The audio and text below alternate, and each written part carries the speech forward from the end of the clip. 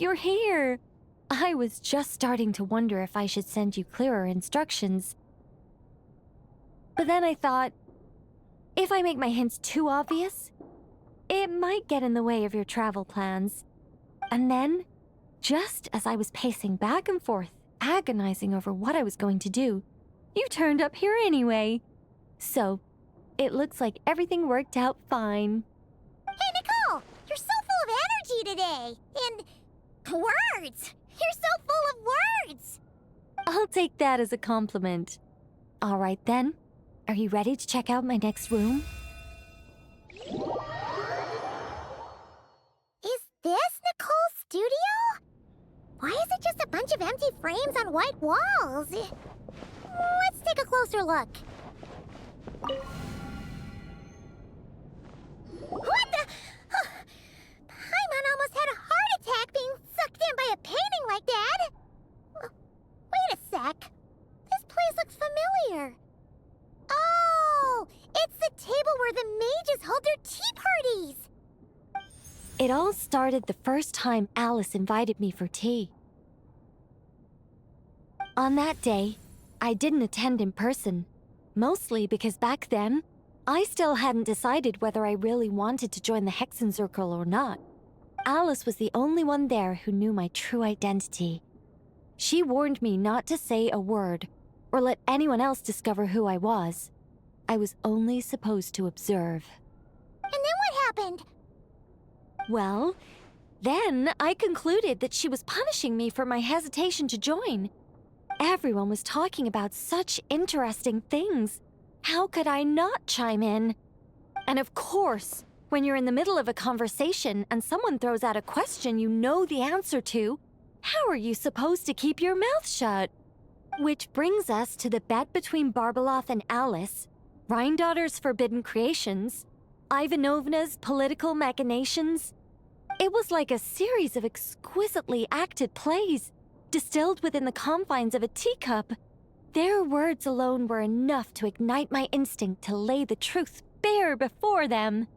So, you piped up inside their heads?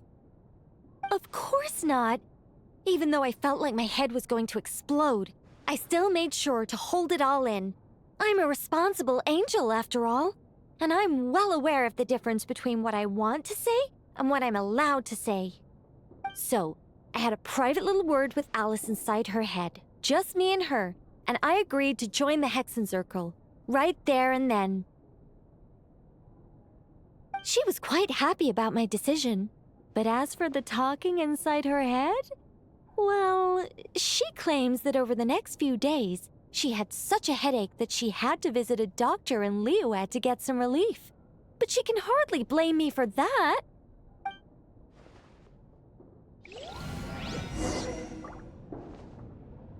How about we go look at the other frames? Paimon's starting to feel like she needs some relief, too. Is that an Irminsul tree? Oh, this painting here? You're clearly no strangers to the white trees. But did you know that the first angel's betrayal happened beneath one of their very boughs? Huh. Paimon's curious now. Well then, I guess it's finally time for me to tell you a tale of romance and horror. Let me just think how best to protect the identity of those involved. All right, got it. A long, long time ago, there was once a traveler who wandered among the stars. They were nothing like you, but that's not important right now. One day, he traveled to a silver tree to visit the princess of the morning star. Before long, he started asking her about her kingdom's most forbidden secrets. His words puzzled the princess. How could he possibly know of all these things forbidden by the gods? The young man revealed his origins and showed the princess things she had never seen before. A free will and love, both noble and spiritual. His words awakened her sense of self, hitherto shackled by the gods. Her heart soared, carrying her beyond limits she had never crossed before. The Princess of the Morning Star confided the kingdom's secrets to the youth, and between them, love grew and blossomed, along with a determination to defy the gods. This is just a cookie-cutter love story. You said to be horror. Don't worry, Paimon. The horror's about to begin. They yearned to help the people live lives of unfettered freedom, but the gods could not forgive their betrayal. They sent down thunder and fury, destroying the lovers' home. And when the Great War subsided, the power and the wisdom of the princess were lost, never to return. Even her closest friends were cursed. Yeah. That ending was pretty scary after all. But didn't you say you were going to tell us about the first angel?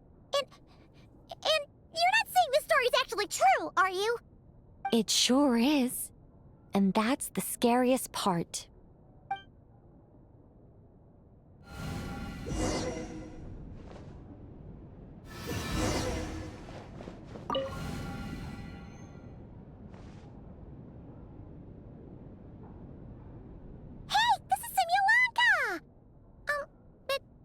Why are there light novels from Yai Publishing House all over the floor? Well, on the subject of my literary enlightenment, my greatest inspiration of all is none other than Lady Anya herself. She was the last to join the Hexenzirkel, and yet the first to leave. I loved all of her stories, whether it was just an idea or a fully fleshed out manuscript.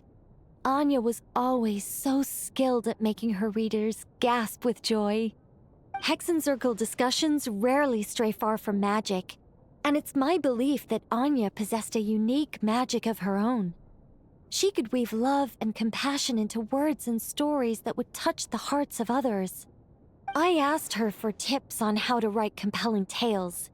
She taught me a lot of tricks and techniques, but in the end, my biggest enemy has always been myself.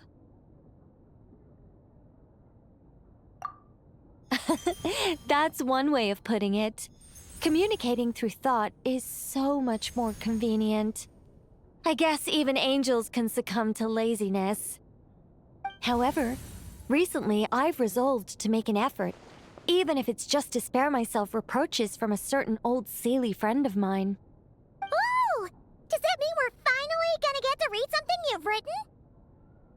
Who said anything about writing? I'm talking about buying popular works from the last few centuries to flip through in my spare time.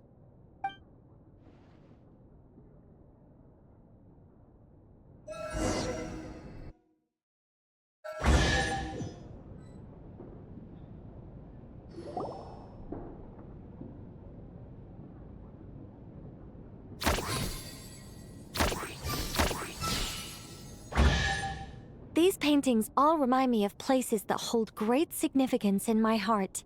And now, the studio has been fully restored. All right, go ahead and claim our reward. What? Don't look at me like that. Of course this reward is ours. You're not going to leave this chest unopened, are you? I can't let you leave if you do. Besides, after telling you so many stories, don't I deserve a reward of my own?